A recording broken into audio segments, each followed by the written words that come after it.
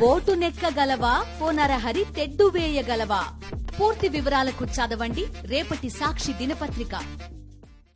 అలాగే తీసుకుంటే మొన్న కలకత్తాలో సంఘటన జరిగింది ఒక డాక్టర్, లేడీ డాక్టర్ మీద.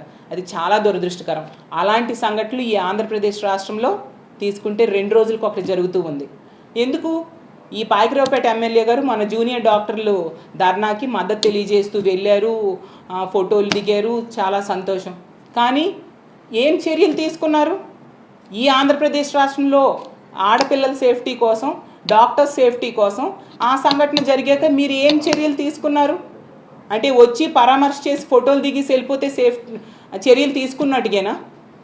నిన్న కాక మొన్న తిరుపతి స్విమ్స్లో ఒక డాక్టర్ని కొట్టడం జరిగింది. మరి ఏవి మీ చర్యలు? మీరు బాధ్యత ఇదేనా మీరు నిర్వర్తించే బాధ్యత? ఏ మెడికల్ కాలేజీలో కానీ, ఏ ప్రభుత్వ కాలేజీలో కానీ మీరు ఏం చర్యలు తీసుకున్నారు ఆ రోజు తర్వాత చెప్పండి. మళ్ళీ మాట్లాడితే ఈవిడ అంటారు, జగనన్న అంట ఎక్కడికి వెళ్ళినా ఒకటే స్క్రిప్ట్ అట.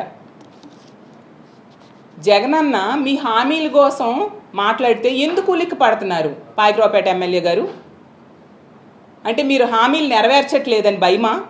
ఆ స్క్రిప్టు మేము ఏర్పాటు చేసిన స్క్రిప్ట్ కాదు, మీరు మీ కూటమి ప్రభుత్వం ఏర్పాటు చేసిన స్క్రిప్ట్ అది.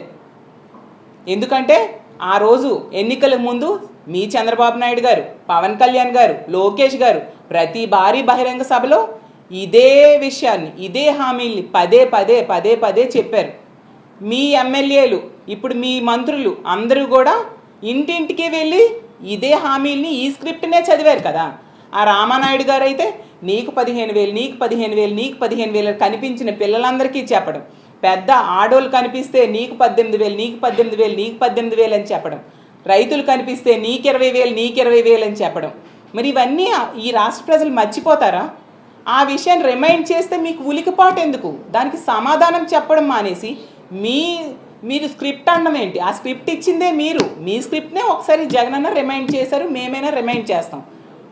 మీకు నిజాయితీ ఉంటే ఎప్పుడు ఆ స్క్రిప్టులో ఉన్న అంశాలని, మీ హామీల్ని నెరవేరుస్తారు చెప్పండి.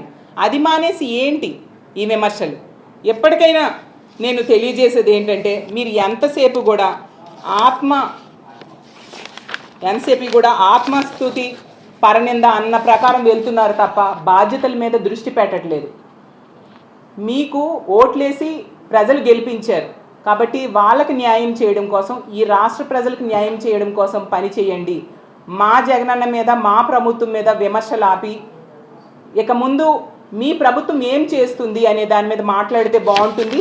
లేకపోతే ప్రజల్లో మీరే చులకనైపోతారు. ప్రజలు తగిన సమయంలో బుద్ధి చెప్పడానికి సిద్ధంగా ఉంటారనే విషయం మర్చిపోవద్దు పాయకరావుపేట ఎమ్మెల్యే గారు అని తెలియజేసుకుంటూ సెలవు తీసుకుంటున్నాను.